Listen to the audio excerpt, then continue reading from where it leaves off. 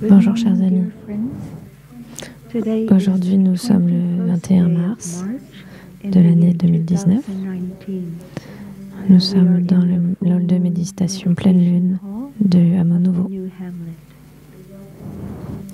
On vous souhaite la bienvenue au Hameau Nouveau pour ce jour de pleine conscience et de pratique ensemble dans ce jour très beau de printemps. Un nouveau printemps arrive et j'ai entendu les rossignols chanter. Ils sont les premiers oiseaux à arriver. Quand ils chantent leurs chansons, leur chant pénètre partout.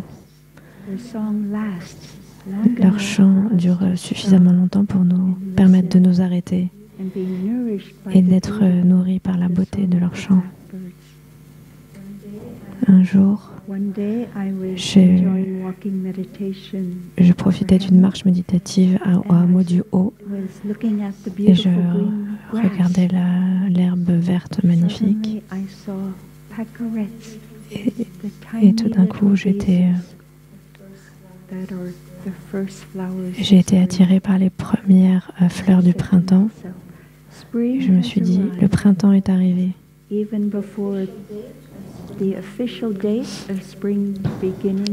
alors je crois que la date officielle du printemps, c'était hier. Nous savons que nous vivons dans le moment présent. On peut être conscient de tellement de choses et de tellement de merveilles du monde qui sont toujours disponibles pour nous.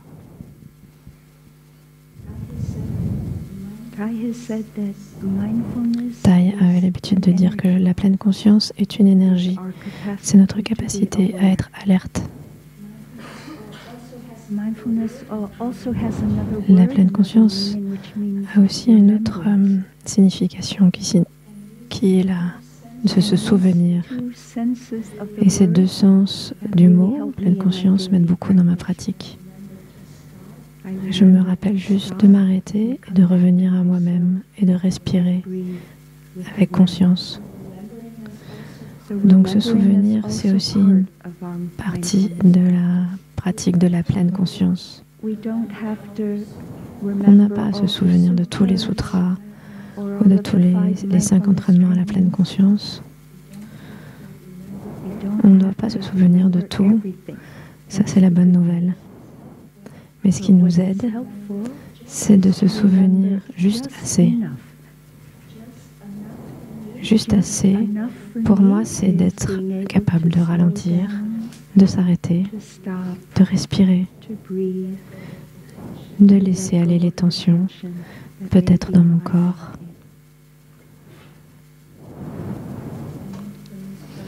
La pratique de la pleine conscience nous aide aussi à vivre profondément le moment présent. Donc le mot « moment présent » a aussi été décrit par Tai, par « ici et maintenant ». Je vis maintenant. Je ne suis pas en train de penser au passé ou au futur, et je suis juste ici. Je ne suis pas ailleurs. Ce qui veut dire que mon esprit est avec mon corps, pénètre mon corps. Il n'est pas en train de voyager dans un autre endroit, dans un autre pays. Il est juste ici et maintenant.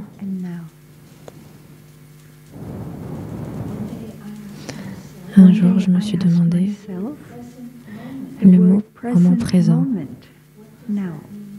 Qu'est-ce que ça veut vraiment dire? Le mot « moment ».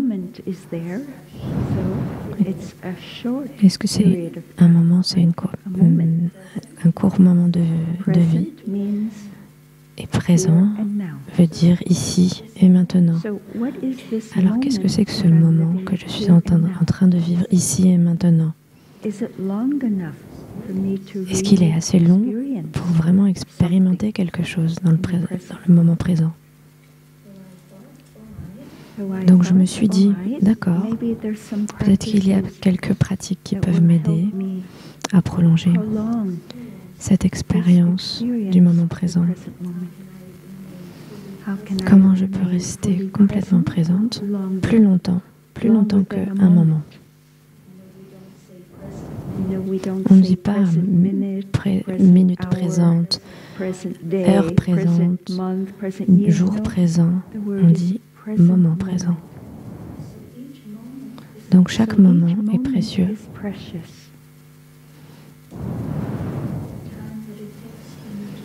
Et le temps que ça me prend à moi pour être à l'intérieur n'est pas très long.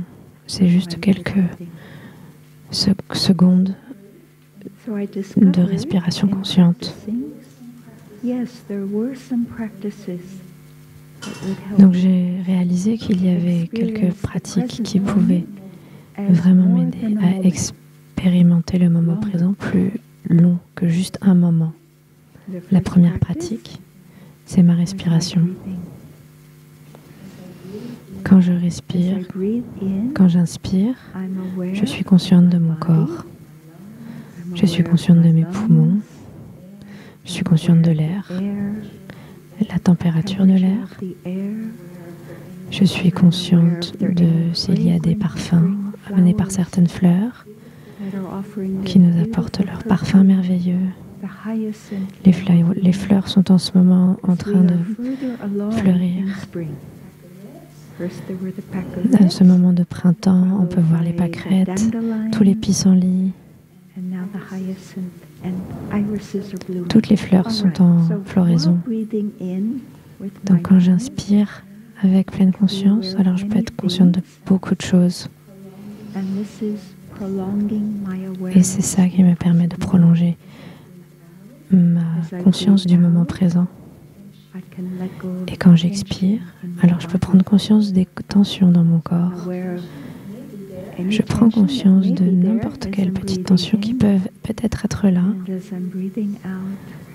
Et j'essaye de relâcher, de détendre, relaxer.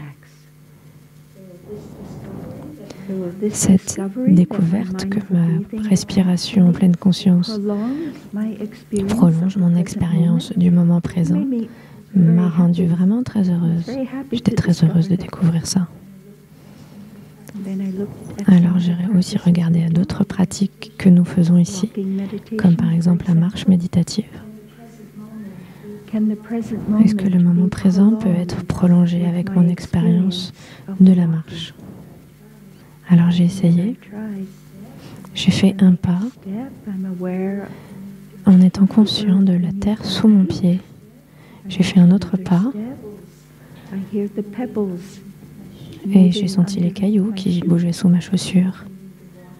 Et comme je continuais à marcher, pour 2 autres pas, j'inspirais, et puis pour les 2-3 autres pas, j'expirais. Et cette pleine conscience de mes pas me permet aussi de prolonger mon expérience du moment présent. Je suis complètement là. Je suis concentrée avec ma respiration et mes pas quand je marche. Une autre pratique. Est-ce qu'il y a une autre pratique qui nous permet de prolonger notre expérience du moment présent? J'ai découvert, oui, la méditation en mangeant. Quand on mange en silence, et nous mangeons toujours en silence, je suis juste en train de mâcher et de profiter des goûts de la nourriture, les carottes oranges, les brocolis verts. J'apprécie le goût des légumes que les sœurs préparent. Et je suis simplement présente à cette expérience de goûter. Donc il y a la concentration. J'ai découvert que si je mange plus lentement et de façon plus détendue, je suis plus profondément ici et maintenant, dans le moment présent. Alors cette expérience de manger en pleine conscience, juste être avec la nourriture, avec le goût, les senteurs, les textures, mâcher bien. Tout ça, ce sont les aspects de manger en pleine conscience, nous permet d'être alerte et de prolonger notre expérience du moment présent. Donc maintenant, peut-être, il y a quelques médecins ou physiciens qui sont ici dans la salle et qui vont penser non, ce n'est pas possible. Le moment présent ne peut pas être étendu. Alors je vous demande pour vos indulgences, parce que cette découverte me permet vraiment d'apprécier les différents fruits de la pratique, de toutes ces pratiques de marcher, respirer, manger en pleine conscience. Donc mes pensées étaient, oui, je suis en train d'étendre mon expérience, de vivre dans le moment présent, sans forcément une validation scientifique que cela est possible ou non.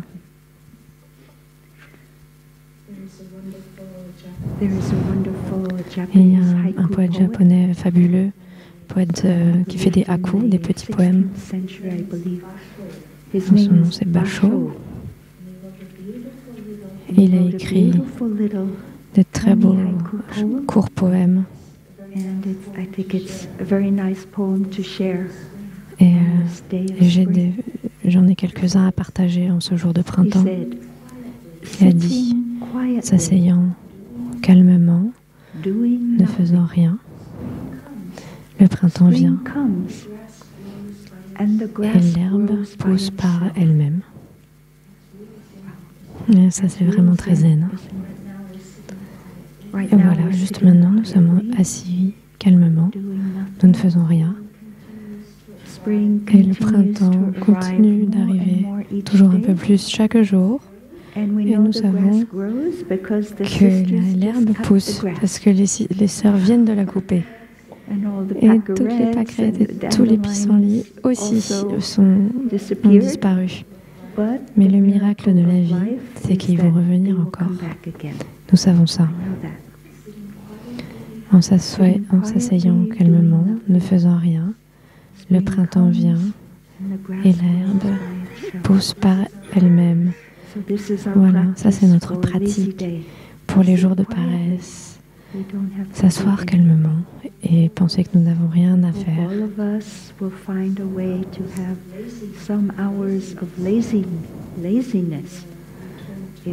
Donc si peut-être certains d'entre nous peuvent aussi avoir quelques heures de paresse pour ceux qui vont retourner chez eux demain, peut-être essayer de profiter de quelques heures de paresse en vous asseyant calmement et ne faites rien, à part la pleine conscience de votre respiration, la pleine conscience de vos pas, la pleine conscience en mangeant. Mais vous pouvez toujours vous asseoir calmement et ne faire rien, ne rien faire.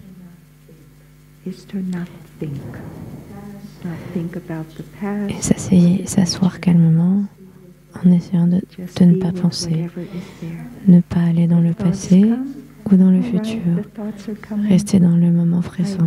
Les pensées passent, accepter qu'elles passent, qu'elles soient là, et revenir à sa respiration et au fait de ne rien faire. Vous savez, ne rien faire, ce n'est pas facile. Nous avons des énergies d'habitude. Nous avons des idées que nous devons faire ça ou faire ça. Nous avons des centaines de projets. Et il semble qu'il y a tellement de choses à faire. Récemment, j'étais consciente de toutes les choses que j'avais à faire. Et juste cette conscience de toutes les choses que j'avais à faire m'a donné un sentiment pas très plaisant, un sentiment désagréable comme de l'anxiété, peut-être un peu de peur. Comment cela peut être possible, toutes ces choses que j'ai à faire? Peut-être que certains d'entre vous ont expérimenté ça déjà, tellement de choses à faire. Alors, j'ai juste respiré, inspiré, expiré. Et alors j'ai décidé que ça serait peut-être aidant pour moi si je pouvais prioriser. Qu'est-ce qui est le plus important? Alors ça m'a pris quelques pensées. Comment savoir qu'est-ce qui est le plus important à faire? Est-ce que le plus important par rapport à mes valeurs, par rapport à l'amour et aux attentes des autres personnes, est-ce que ça c'est le plus important? Alors si c'est ça, je dois le faire tout de suite. Ou bien, est-ce que le plus important de choses à faire, c'est ce que je dois faire demain? Pour simplifier ma vie, j'ai décidé que quand j'étais dans cette position d'avoir trop de choses à faire et que je n'avais pas assez de temps, pour tout faire, ça va ensemble avec trop de choses à faire. J'ai pas assez de temps. Comment je fais caser tout ce que je dois faire dans le temps que j'ai? Est-ce que je peux étendre ces 24 heures que j'ai? Comme j'étends le moment présent, est-ce que je peux faire ça? Non, je ne pense pas que je puisse faire ça. Je ne pourrais pas faire ça. Donc, trop de choses à faire et pas assez de temps pour les faire. On priorise. Ou une autre possibilité, c'est de déléguer. Vous pouvez demander à d'autres de faire des choses, mais alors on doit savoir quand. Quand est-ce que ça doit être fait?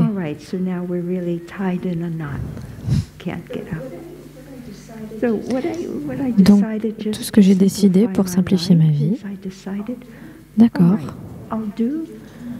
je fais ce que je dois faire demain. J'ai juste décidé demain. Et ça simplifie un petit peu. Et quand demain arrive, ce qui est en fait aujourd'hui, je regarde à un autre demain. Ok, qu'est-ce que je peux faire demain? Donc, en d'autres mots, j'étais en train de penser un jour après l'autre, un pas après l'autre.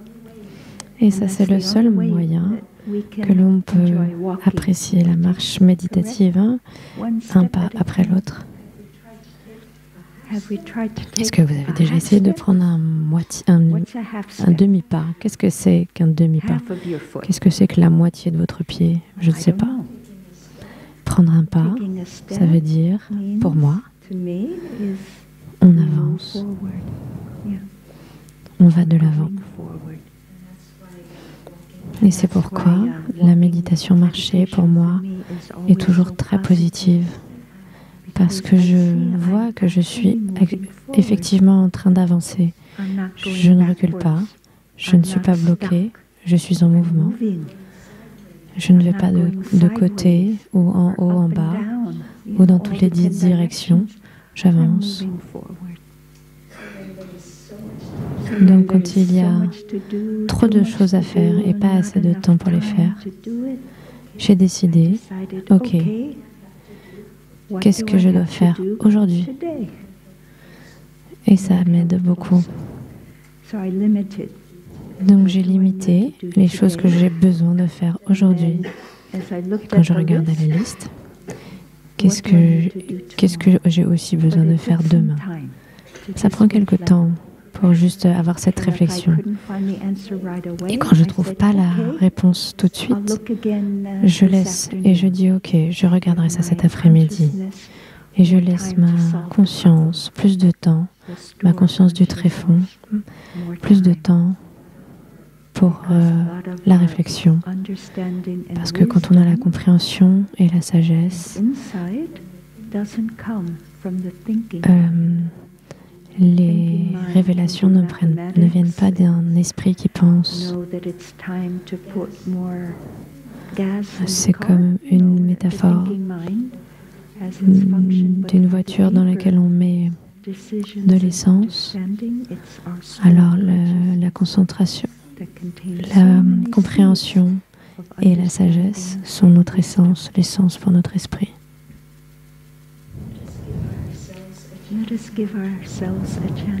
Ça nous donne la chance, l'opportunité pour nous de faire une pause et de profiter de notre respiration pendant qu'on écoute la cloche.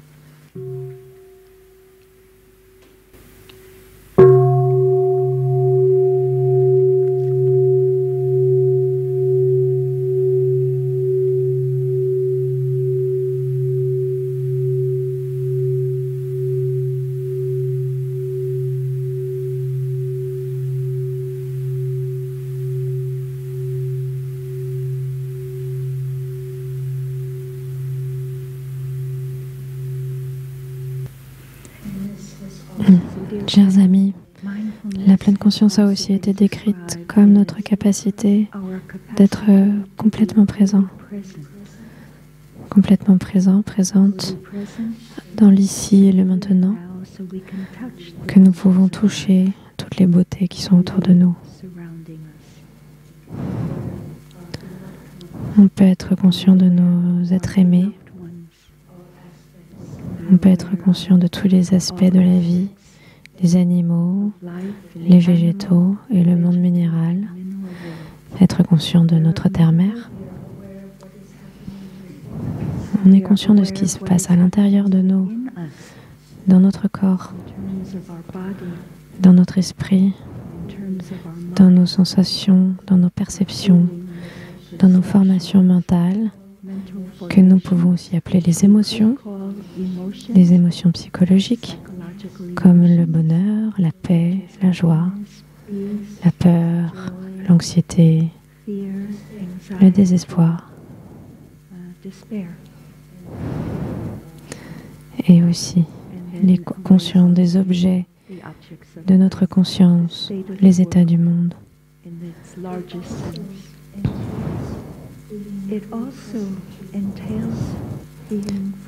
Être présent à soi-même.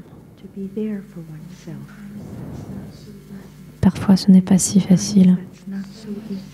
On a tellement de choses à faire, pas assez de temps. Comment je peux être possible? Comment je pourrais être là pour moi-même? Comment je peux me permettre de me donner du temps, de me donner du temps à moi-même? Tai, dans sa sagesse, a créé pour nous la période de noble silence. Alors nous pensons que c'est juste une période où nous ne parlons pas. Mais ça a un sens beaucoup plus profond et une application plus profonde. Ça veut dire que nous avons le temps d'être avec nous-mêmes. Et ça, c'est tellement merveilleux. Donc on commence en noble silence. Et pendant ce temps-là, on peut revenir à nous-mêmes. Comment ce jour se passe? Qu'est-ce que je perçois? Qu'est-ce qui m'amène de la joie, du bonheur? Est-ce que j'expérimente quelques émotions difficiles, quelques moments difficiles dans mes relations? Est-ce que je veux chanter? Est-ce que je veux danser? Est-ce que je veux ramasser des fleurs? Comment est ce jour pour moi dans son entièreté? Donc on est en réflexion. Si vous aimez écrire, vous pouvez tenir un journal. C'est recommandé de le faire, d'essayer de le faire chaque soir avant de s'endormir, de vider son esprit qui pourrait vous les garder éveillés. Mettez-le sur papier et allongez-vous et vous n'aurez plus y penser.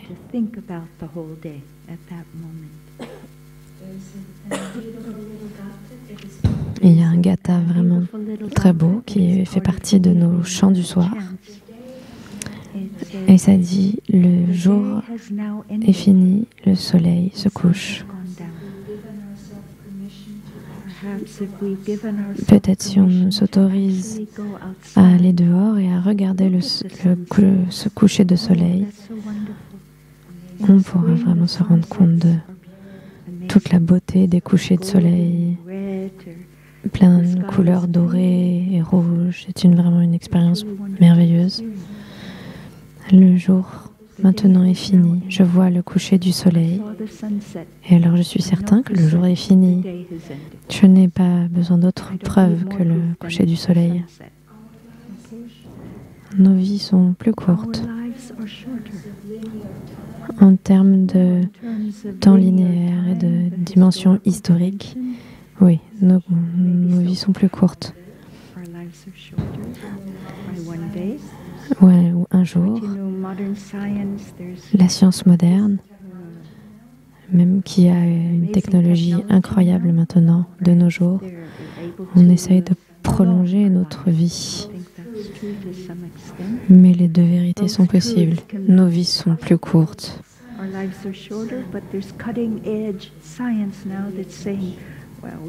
Mais bon, avec ces progrès scientifiques, peut-être qu'elles ne sont pas plus courtes.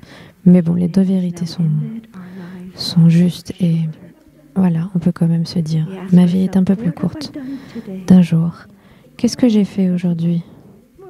Et alors on peut écrire toutes les choses que nous avons faites. On peut réaliser tous les moments où on s'est arrêté, tous les moments où on a été conscient de notre respiration, tous les moments où on a été en pleine conscience pour 5 minutes, se féliciter de ces moments. 5 minutes de marche méditative avant d'aller travailler sont très importantes. S'il vous plaît, croyez-moi. Vous pouvez profiter de quelques respirations conscientes avant de faire n'importe quoi d'autre. Nous recommandons, même au réveil, dès que vous vous asseyez sur votre lit, même avant que vos pieds touchent le sol, profitez déjà, dès ce moment-là, de quelques respirations en pleine conscience. Et ensuite, vous pouvez aller commencer votre journée, brosser vos dents, petit déjeuner, mais commencez votre journée dès le réveil avec un peu de pleine conscience, la première chose du matin. Qu'est-ce que j'ai fait aujourd'hui? Ça n'a pas besoin d'être trop long. Juste être conscient. Qu'est-ce que j'ai fait aujourd'hui?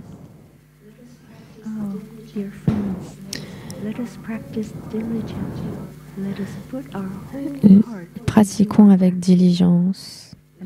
Mettons tout notre cœur dans notre pratique. Je mets tout mon corps, tout mon cœur dans un aspect de la pratique demain. Peut-être que je choisis demain de mettre toute ma pleine conscience dans la conscience du goût de la nourriture. Ou peut-être que je choisis de mettre toute mon énergie de pleine conscience dans la respiration, quand j'entends le téléphone sonner, et de respirer en pleine conscience avant de répondre au téléphone. Mettre son cœur dans une seule petite pratique que l'on aime. Pratiquer avec diligence toutes ces petites pratiques. Diligence veut dire ne pas se forcer, mais le faire de façon continue.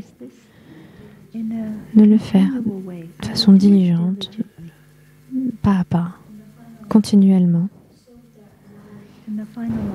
Et alors j'ai trouvé que cette vie ne court pas, ne défile pas sans sens.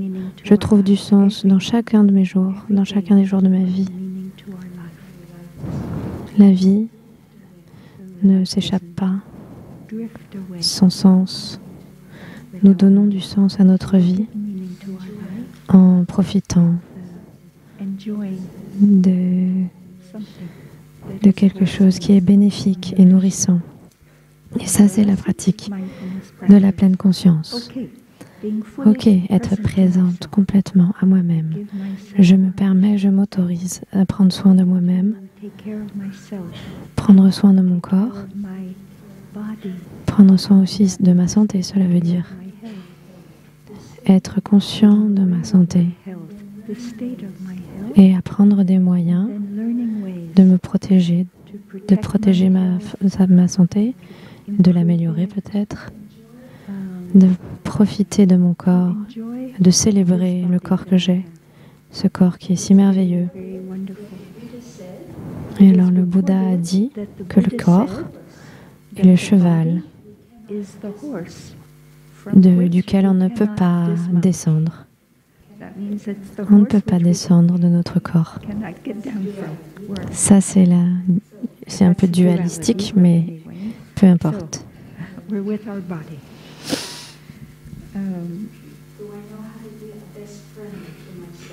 Comment j'apprends à être le meilleur ami de moi-même.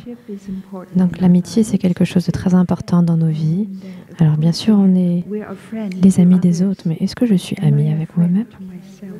Comment je peux apprendre à être amie avec moi-même? Un des moyens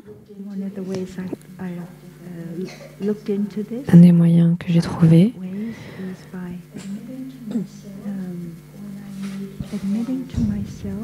quand j'ai besoin d'une pause, quand j'ai besoin d'espace,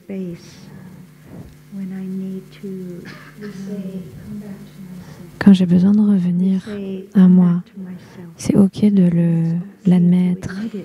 Ça, c'est le premier pas pour être ami avec soi-même. Vous êtes là pour vous.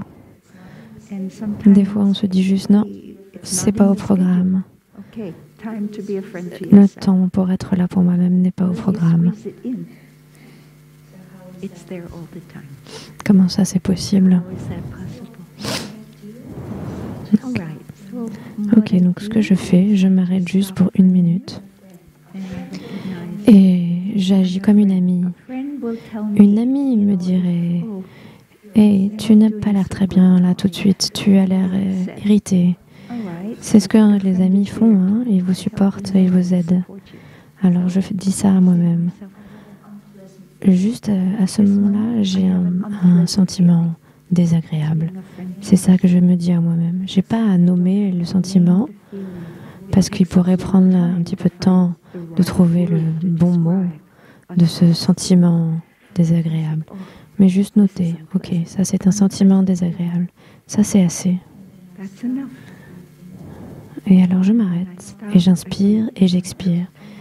Et quand j'inspire et quand j'expire, je note la force de ce sentiment déplaisant. Et j'essaie de juger, est-ce qu'il est vraiment très grand ou c'est juste un petit sentiment désagréable? Est-ce que c'est de l'irritation? Est-ce que c'est de la tristesse? Est-ce que c'est de la rage? Est-ce que c'est de la colère? J'essaie de voir les niveaux, l'échelle de ce sentiment. Et comme étant amie avec moi-même, je vais prendre soin de ça. Le meilleur endroit que j'ai trouvé pour avoir l'espace de prendre soin de moi-même, c'est pas toujours le hall de méditation, c'est pas toujours ma chambre ou la salle à manger, c'est pas toujours quelque part dans un bâtiment. Où est-ce que d'après vous il y a le plus de place? Oui, à l'extérieur. Donc quand j'ai besoin d'espace, je vais à l'extérieur et je partage cet espace avec les arbres, les fleurs, les oiseaux. À l'extérieur, il y a beaucoup de place. Il y a beaucoup d'espace. Je me tiens à l'extérieur et j'agis comme une amie pour moi-même. Et je prends soin de ce sentiment déplaisant. Mais j'ai besoin de faire plus. Ok, donc qu'est-ce que je fais? J'invite mes pieds à bouger et je marche. Comment je marche? Je marche d'une manière que je ne vais pas sentir que j'accentue ce sentiment désagréable. J'essaye d'avoir des pas lents et en paix et sereins.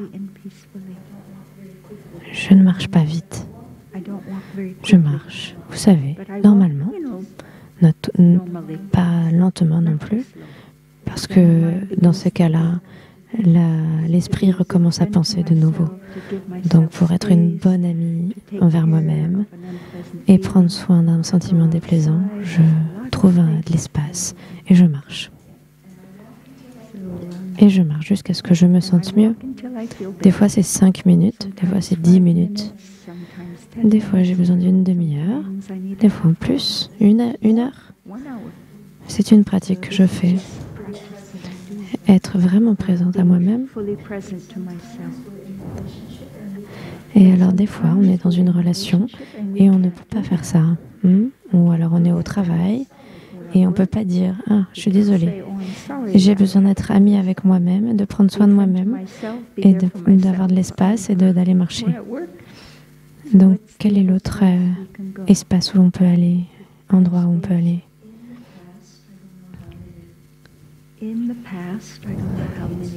Dans le passé, je ne sais plus combien de décennies avant,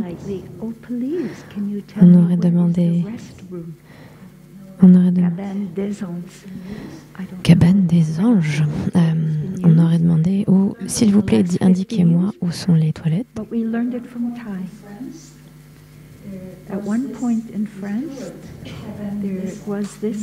Ah, cabane des anges, pardon.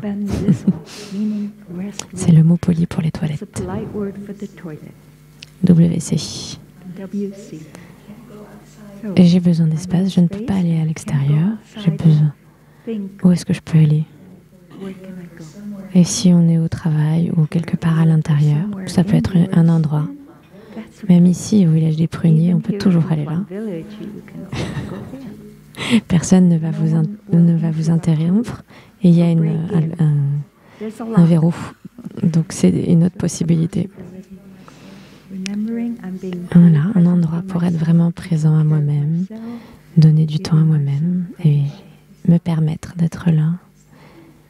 Oui, mais c'est vrai que ce n'est pas toujours possible. Ça, c'est la vérité. Des fois, on a quelqu'un qui a besoin de notre attention, qui nous demande non, ne pars pas maintenant, reste. J'ai besoin de parler de ça. J'ai besoin de résoudre ce problème. Alors, qu'est-ce qu'on peut faire dans ces moments-là? Et alors, si on est assez calme, on reste et on l'écoute. Cette personne a besoin de mon écoute, a besoin de se sentir écoutée et a besoin de soins. Elle a besoin de compassion, elle a besoin d'être écoutée profondément. Donc, parfois, être présent à moi-même, ça signifie également d'être présent pour les autres, parce que c'est ça la nature de l'inter-être. Ça veut dire, si je suis heureux, mon bonheur va aider mon partenaire, va aider ma sangha. Mon bonheur va apporter du bonheur aux autres. Et si je ne suis pas heureux, ma tristesse va aussi se partager. On partage cette énergie collective, cette conscience collective. Le bonheur n'est pas une chose individuelle. Et alors peut-être que la chose la mieux que je peux faire, si je ne peux pas être complètement présente à moi-même quand je le veux, c'est de se dire « Ok ». Son bonheur va aussi être mon bonheur. Ça, c'est quelque chose à penser, ou on peut réfléchir là-dessus par rapport à nos relations.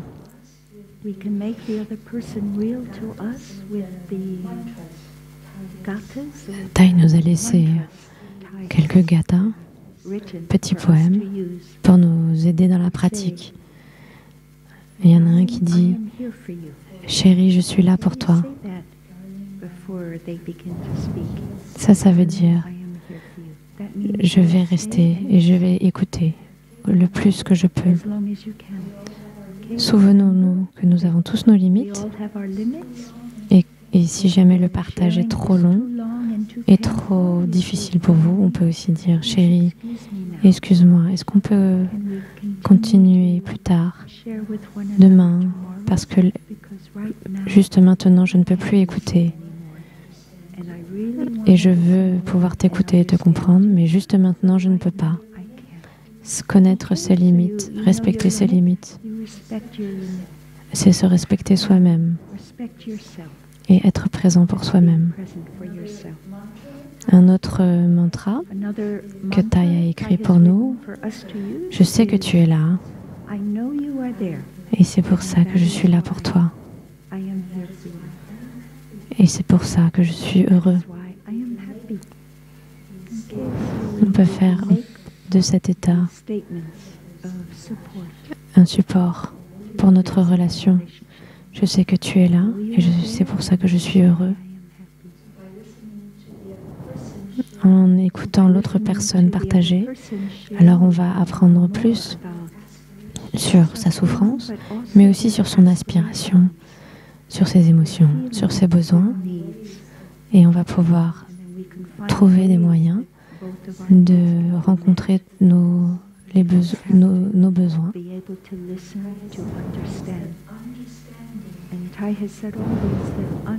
Thay dit toujours que la compréhension amène l'amour, la compassion et même le pardon. Et c'est un processus qui peut prendre du temps. Le plus on se comprend nous-mêmes et les autres, le plus notre acceptation sera. Et le plus l'amour peut être profond, peut se manifester et renaître.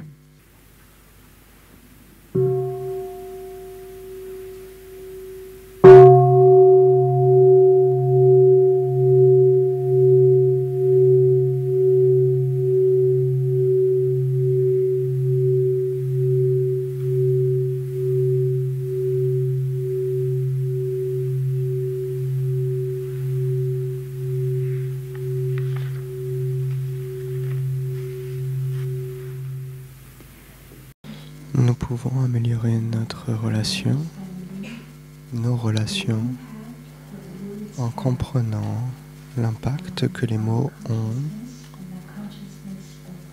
sur notre conscience et sur la conscience des autres personnes. Et pour faire cela, j'aimerais vous expliquer un petit peu une expérience.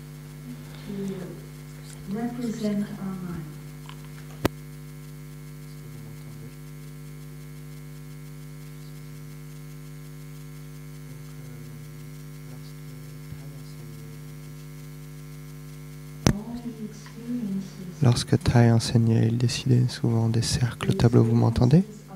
Oui, ok.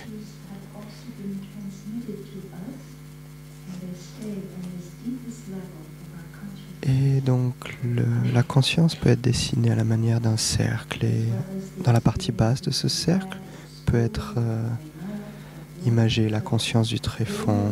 Et la conscience de tous nos ancêtres peut être contenue dans cette conscience du tréfonds.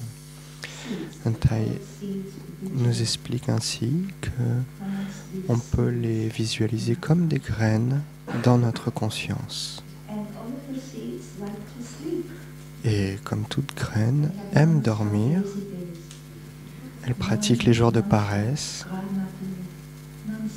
tous les jours. Elle dort tous les jours jusqu'à ce qu'elle se réveille. Et qu'est-ce qui fait qu'une graine se réveille? Quelque chose que l'on reçoit à travers nos organes sensoriels, nos yeux, nos oreilles, notre langue, notre corps et nos pensées. Ce que nous recevons constamment des sensations. Et ces sensations sont reçues par les organes sensoriels. Et bien sûr par le cerveau, par la conscience.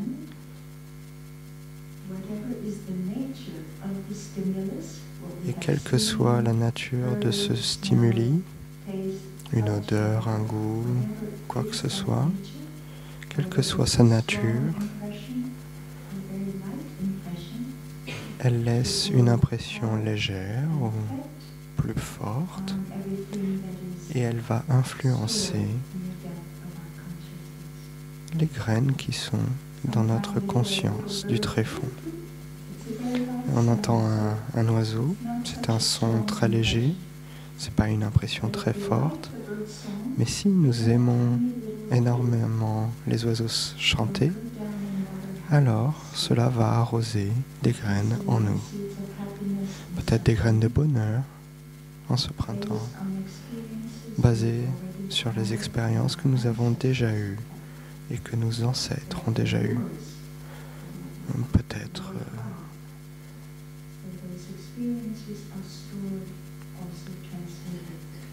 nos ancêtres ont aussi accumulé énormément de graines en nous. Peut-être plus négatives, liées à la guerre, la souffrance, la faim, mais peut-être positives, liées au bonheur, aux pratiques de pleine conscience.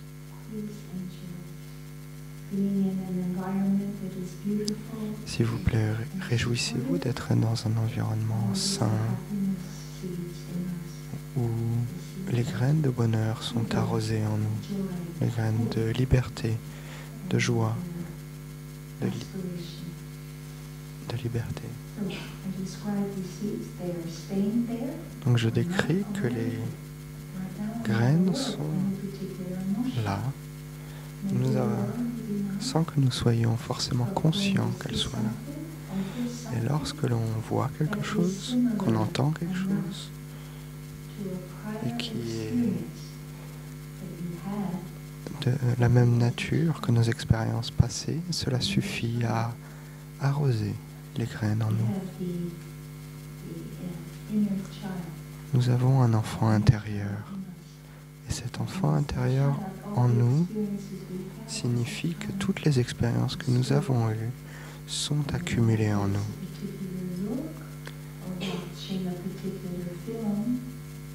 Et en regardant un film, en ayant une expérience particulière, cela peut suffire à arroser certaines émotions dans notre esprit. Tout comme une mère chante une berceuse à son enfant, eh bien, cette expérience d'être porté dans les bras de notre mère, cette expérience reste en nous. Comprenez-vous ce que j'essaye de vous expliquer? Les graines sont en nous, mais elles ont besoin d'un stimuli pour se réveiller, se manifester en termes d'émotions, de pensées, ou quoi que ce soit. Et donc, pour continuer, j'aimerais vous dessiner quelque chose au tableau pour mieux vous expliquer cela.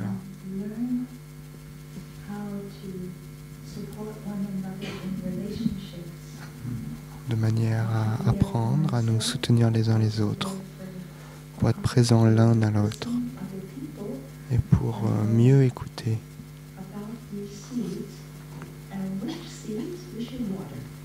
Et donc on va essayer de regarder ensemble quelles graines nous devons arroser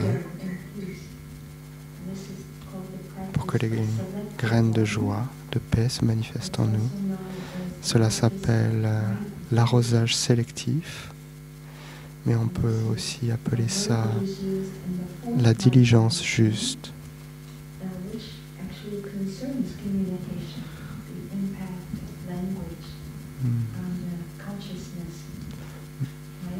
J'aimerais parler de l'impact de la communication sur la conscience.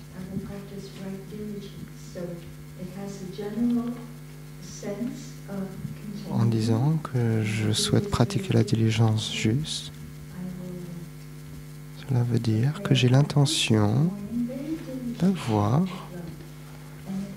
l'intention, par exemple, de préparer un petit déjeuner avec une intention très juste. Et en termes de psychologie bouddhiste, cela signifie que je le fais d'une manière qui arrose les graines bénéfiques en nous. Permettez-moi de descendre l'endroit. Il y a 2 manières de le faire.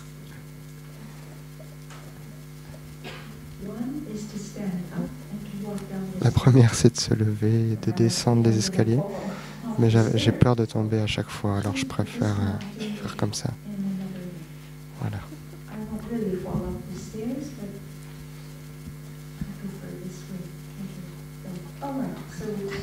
Ok, bon.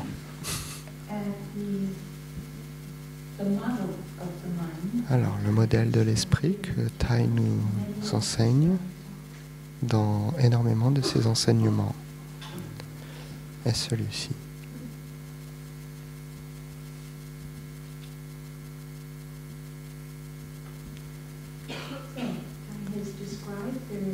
Thay nous décrit que l'esprit a un salon et une réserve, un garage. On peut l'appeler le niveau, le premier, l'étage et le rez-de-chaussée, voilà. Donc au rez-de-chaussée, nous trouvons des petites graines.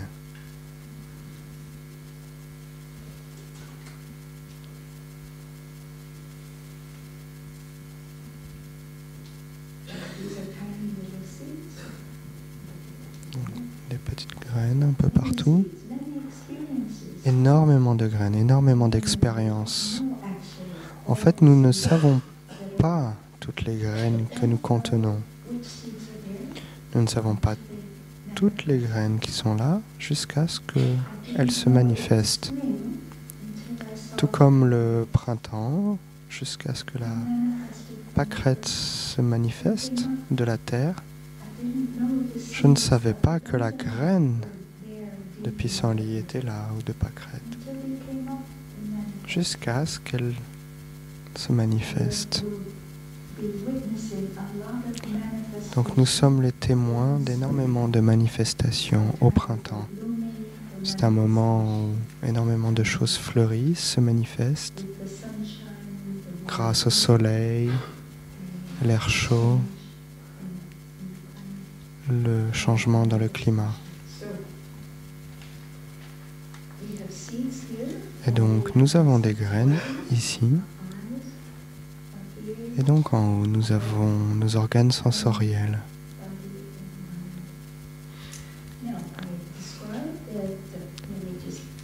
Donc je vais décrire chaque organe sensoriel. Les yeux, les oreilles,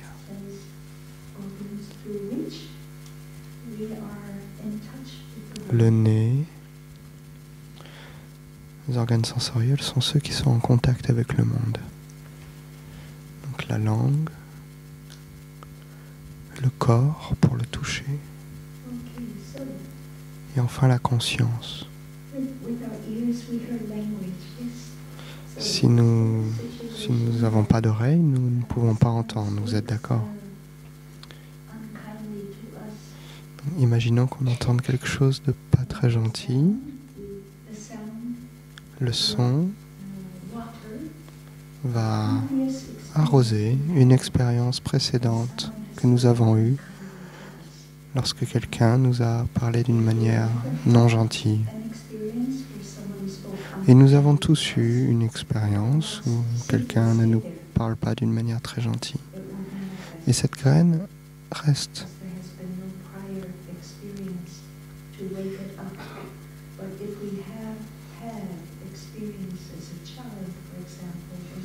Donc si nous avons eu une telle expérience lorsque nous étions enfants à l'école, cela va descendre et arroser cette graine particulière. Et cette graine va se manifester dans notre esprit à la manière d'une formation mentale. Comment nous devons appeler ça? Si quelqu'un nous parle d'une manière pas très gentille, comment est-ce qu'on se sent? Triste, en colère? Magnifique, ça dépend de vous en fait. Mais ce qui est important de comprendre, c'est que si le stimuli est assez fort, ça va amener la graine à se manifester d'une manière, à la manière d'une formation mentale plaisante ou moins plaisante, bénéfique ou moins bénéfique.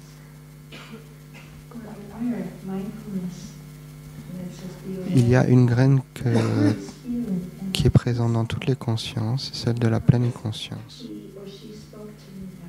Donc imaginons que dans ce cas de figure, je me sens triste. Que faisons-nous? Est-ce que je décide de rester avec cette tristesse? Est-ce que je choisis de renier cette expérience?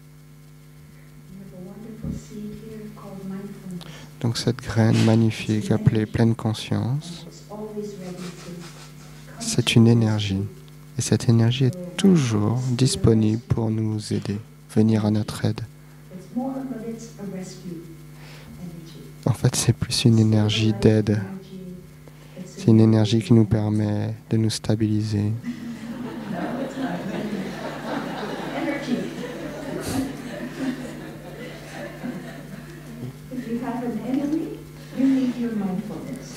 Donc, elle a bafouillé en anglais, elle a mélangé le mot énergie et ennemi. Donc ce n'est pas une ennemie, c'est une amie. Une énergie qui a la capacité d'embrasser, de transformer. C'est une énergie magnifique. Donc comment invitons-nous notre énergie de pleine conscience, notre graine de pleine conscience en nous? Nous stoppons, nous respirons. J'inspire, j'expire. Aussi simple que cela. Bien sûr, si nous sommes très irrités, en colère, nous avons besoin d'un petit peu de temps. Donc quelques respirations. Il va falloir un certain moment pour transformer cette énergie de colère, par exemple. Donc nous avons besoin de calmer notre esprit tout d'abord. Et c'est là qu'intervient la respiration en pleine conscience, la marche en pleine conscience.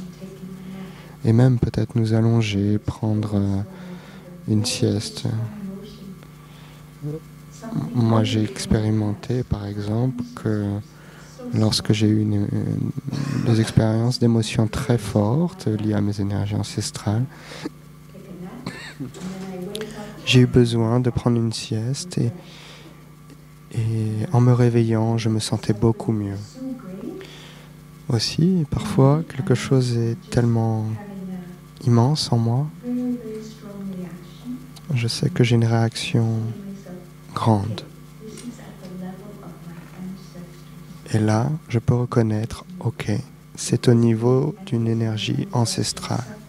C'est lié à mes ancêtres en moi, les expériences que mes ancêtres ont eues. Et quelque chose a activé ces expériences.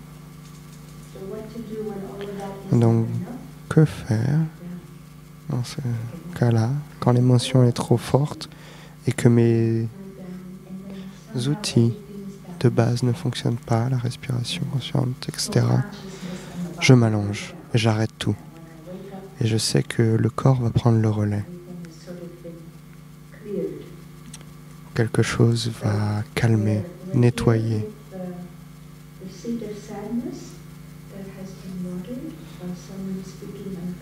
Dans le cas de graines qui ont été arrosées en nous et qui ont déclenché une certaine tristesse, alors là, on appelle à l'aide et on appelle à l'aide la pleine conscience. Et cette graine de pleine conscience va entourer, cette énergie de pleine conscience va entourer notre tristesse. La pleine conscience nous permet de calmer grâce à la respiration en pleine conscience, etc. Ainsi, la sensation va se calmer. Et ainsi, la tristesse va revenir dans la conscience du tréfonds. Car les émotions, comme tout, ont la nature de l'impermanence. Les émotions ne durent jamais pour toujours. Et c'est pour cela que pour transformer des émotions difficiles, la pleine conscience est très recommandée, fortement recommandée.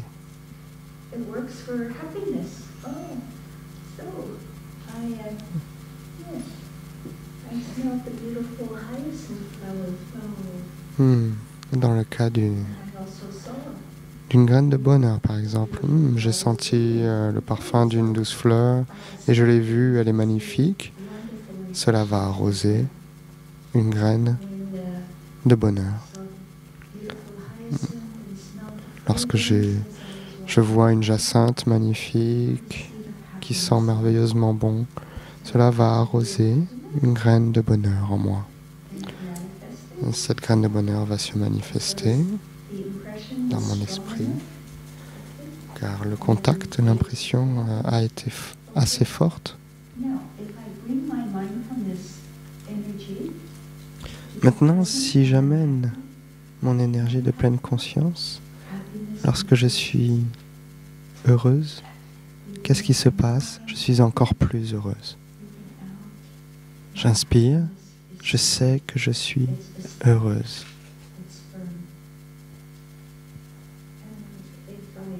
Ma pleine conscience est stable, forte. Je peux décider d'apporter de l'attention à mon bonheur. Si mon énergie de pleine conscience n'est pas très forte, mon bonheur peut aussi se dissiper aussi vite qu'il s'est manifesté.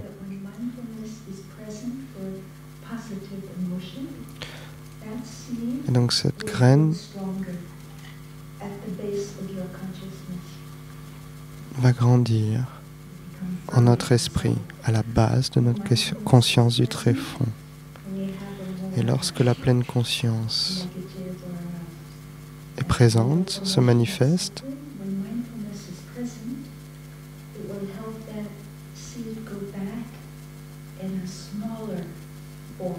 cela va aider soit à développer nos formations mentales bénéfiques.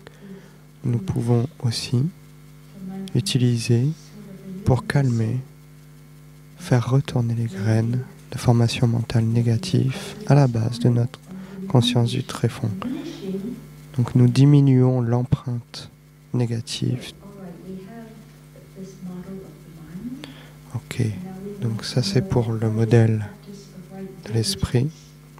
Maintenant j'aimerais parler de la diligence juste. Comment cela peut nous aider dans nos relations.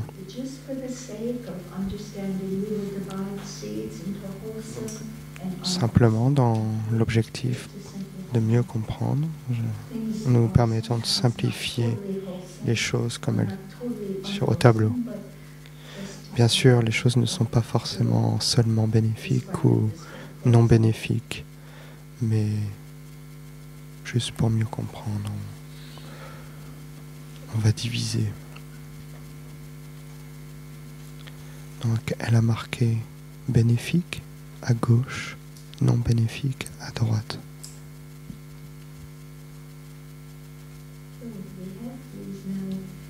Graine non bénéfique. Graine bénéfique comme l'amour, la paix, la compassion,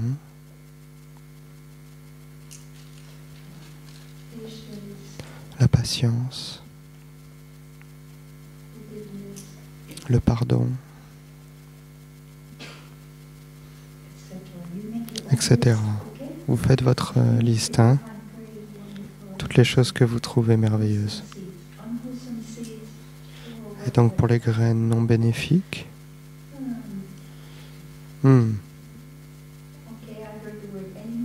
j'ai entendu le mot colère. Quoi d'autre? Comment trouver des graines non bénéfiques? Ici, on connaît que les graines bénéfiques.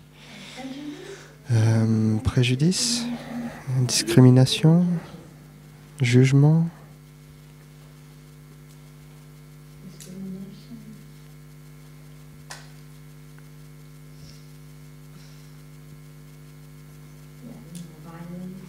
Violence.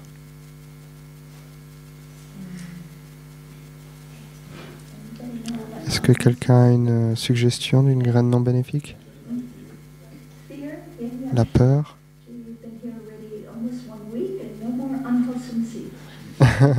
Peut-être vous êtes là depuis une semaine et comme moi vous oubliez.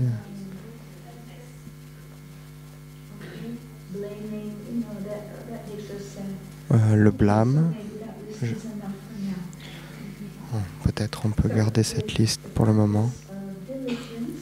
Donc, où est-ce que notre pratique de diligence, ce que nous voulons faire, c'est inviter les graines bénéfiques.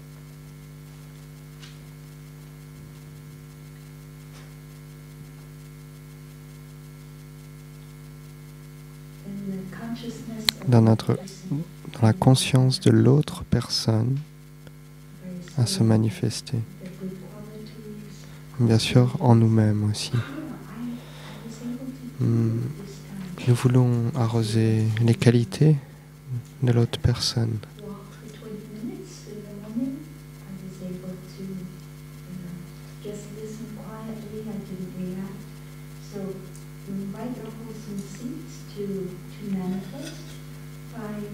Donc nous invitons les graines bénéfiques à se manifester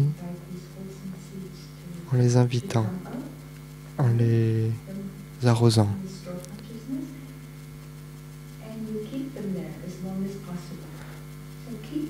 Et ensuite, nous les gardons le plus longtemps possible.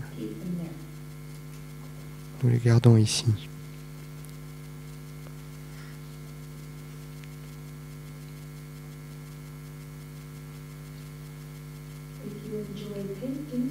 Si vous aimez la peinture, par exemple, continuez à peindre.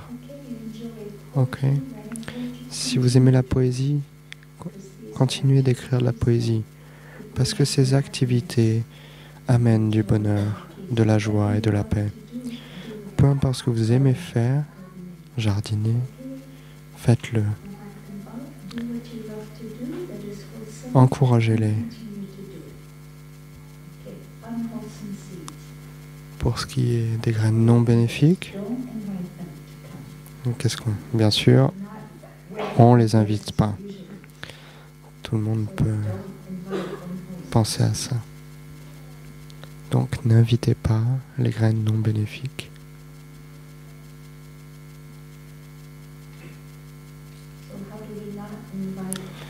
Donc comment est-ce que l'on n'invite pas les graines non bénéfiques? Eh bien, nous pouvons payer attention, apporter attention aux mots, aux pensées, aux actions qui arrosent ces graines non bénéfiques. Par exemple, la critique. Par exemple, lorsqu'on parle et qu'on s'exprime d'une manière qui accuse la personne. Et donc nous essayons plutôt d'arroser les graines bénéfiques en exprimant notre gratitude, en arrosant, en exprimant les qualités de l'autre personne. Nous savons quels sont les mots bénéfiques.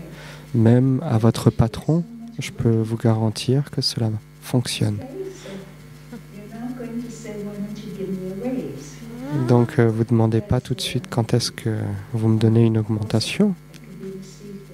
ça peut être reçu d'une manière ambiguë. Arroser d'abord les bonnes graines.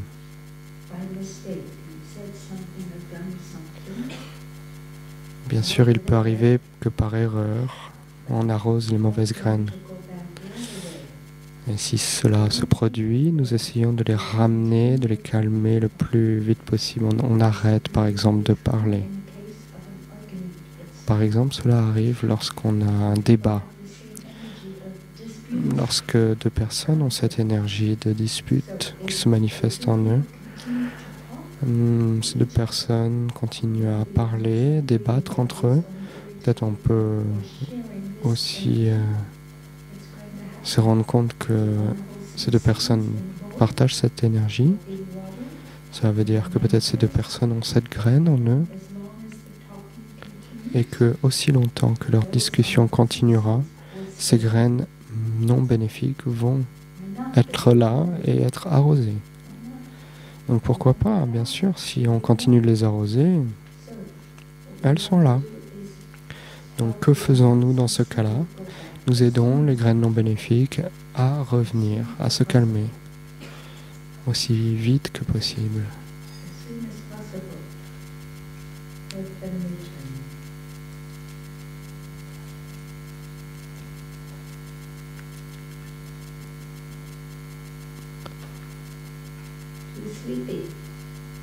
Aussi vite que possible, les aider à les ramener en dormance. Est-ce que vous pouvez faire un chat dormir, faire un chien dormir, faire un bébé dormir? Bien sûr, la première chose à faire, c'est peut-être d'apporter votre attention sur quelque chose d'autre, les amener à apporter leur attention sur quelque chose d'autre, changer de sujet, leur faire remarquer la beauté du soleil. Donc bien sûr, nous pouvons arrêter de parler et pratiquer ce qu'on appelle changer le CD. C'est changer de musique.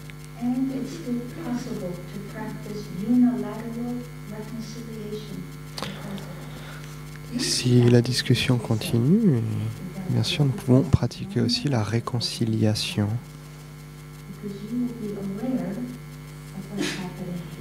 Et ce qui change dans ce cas-là, c'est que vous êtes conscient que certaines graines non bénéfiques sont manifestées en vous et en l'autre personne. Cela vous aide à pratiquer la réconciliation. Par exemple, chérie, pouvons-nous pratiquer la méditation de l'étreinte? Peut-être, peut-être pas. Ça dépendra de la situation. Mais déjà vous-même, vous pouvez vous arrêter. Vous pouvez dire... Vous m'entendez?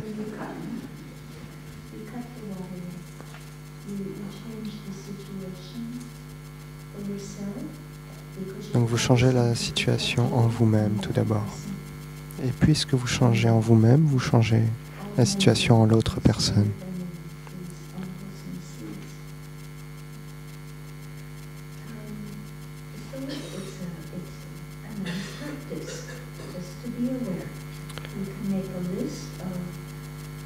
Donc, nous pouvons faire une liste des choses qui peuvent être caractérisées comme bénéfiques ou non bénéfiques. Nous pouvons contempler comment est-ce que la personne reçoit nos mots en fonction de leur expérience passée. Car énormément d'émotions, de formations mentales peuvent se manifester. Nous savons qu'en fonction de la manière dont nous nous exprimons, des mots que nous disons, du visage l'on a, cela peut arroser des graines en l'autre personne. Donc la communication est très importante dans la relation. Nous pouvons avoir un traité de paix. C'est quelque chose que Thai a aimé nous amener, nous proposer. Et il s'agit de s'arrêter dès que l'on sent que la situation s'envenime entre deux personnes. Et dans ce traité aussi, donc ça veut dire on s'arrête tout d'abord et ensuite nous ne revenons pas sur ce terrain envenimé.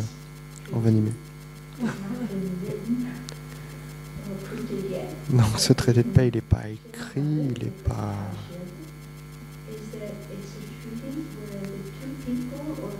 Mais c'est un traité où les deux personnes se mettent d'accord de ne pas arroser les graines non bénéfiques de l'autre personne d'un commun accord. Cela prend du temps, demande à ce que les deux personnes soient en conscience de ça. Et ce traité de paix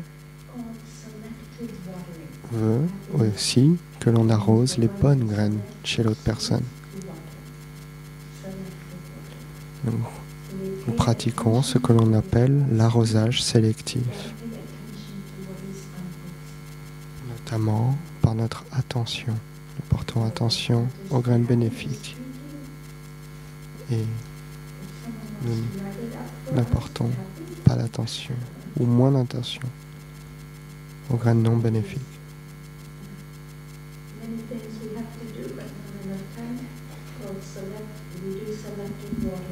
Donc, les pratiques sont le traité de paix, l'arrosage sélectif,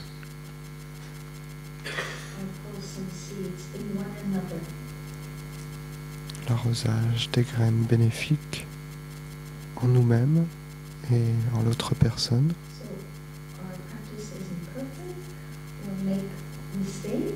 Et bien sûr, notre pratique n'est pas parfaite et nous faisons des erreurs et si cela se produit, nous disons pardon et nous pratiquons un renouveau. Et nous prenons le temps de parler, d'être à l'écoute. Et les pratiques du renouveau et du pardon sont aussi là pour ça. Ce traité de paix est donc soutenu par les pratiques du renouveau, du nouveau départ.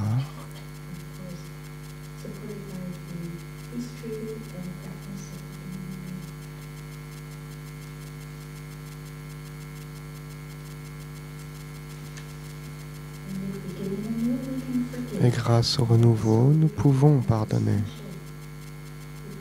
Cela est essentiel. Comment, si nous ne sommes pas capables de pardonner, comment pouvons-nous continuer à aimer? Mais tout cela prend du temps. Et je ne sais pas si tout cela peut être appliqué dans un moment présent. Bien sûr, nous faisons tout notre possible pour être centrés sur le moment présent, mais nous savons aussi que notre pratique prend toute notre vie.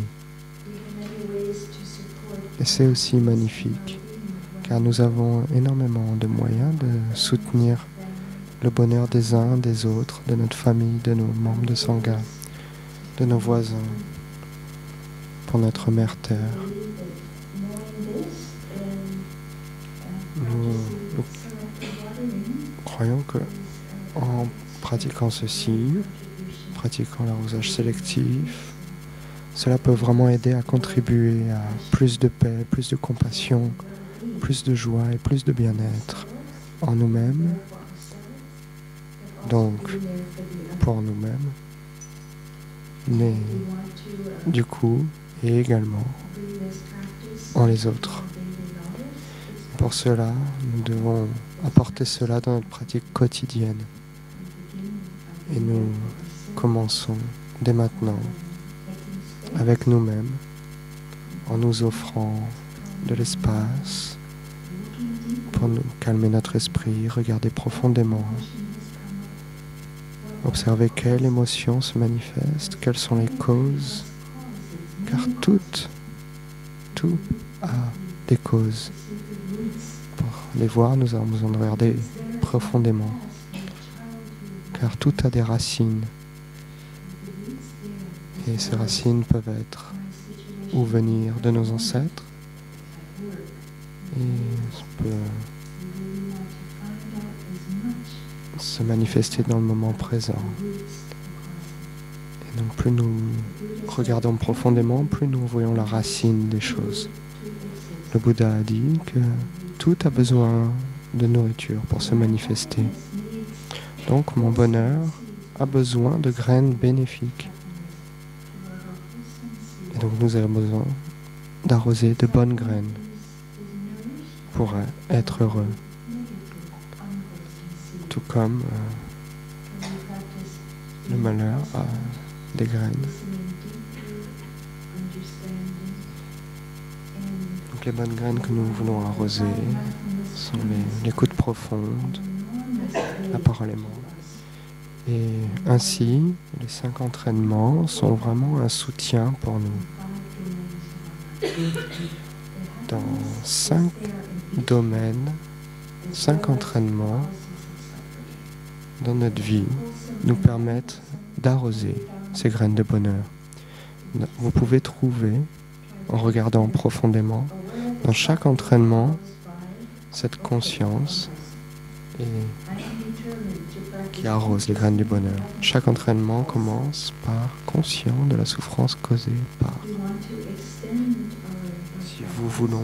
Si nous voulons continuer notre pratique, nous devons trouver des moyens d'avoir le soutien de nos amis, d'avoir des amis qui partagent nos valeurs. Et nous pouvons trouver des amis qui partagent ces valeurs. Au village des pruniers, nous pratiquons en communauté que nous appelons Sangha. Et il y en a partout. En France, il y en a par exemple plus de 80. Nous avons un site internet où vous pouvez trouver la liste des Sanghas. Pas seulement en France, dans le monde entier, en Europe. Il y a aussi des communautés de jeunes, c'est-à-dire 18-35 ans. Mais c'est l'âge intérieur qui compte. Et ça ne demande pas de devenir bouddhiste. C'est pour tout le monde. Voilà, je ne sais pas si la caméra peut zoomer sur ce papier.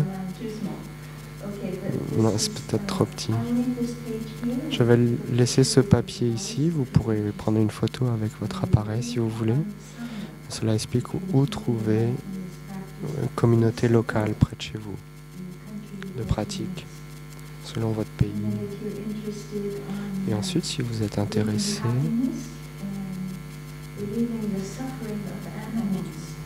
donc comment amener du bonheur et réduire la souffrance des animaux, mais aussi soutenir une meilleure santé. Vous pouvez consulter en ligne ce site internet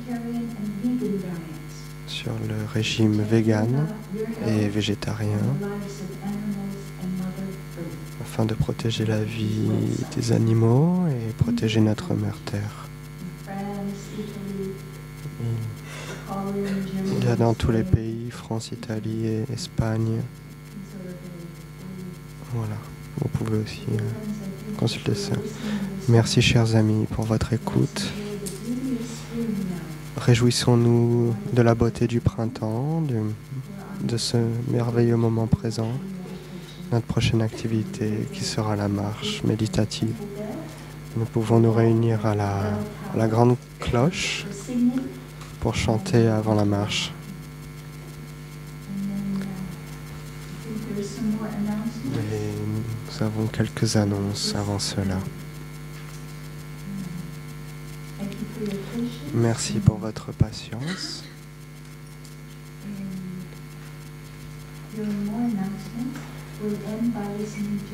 Donc nous allons conclure par 3 sons de la cloche. Merci.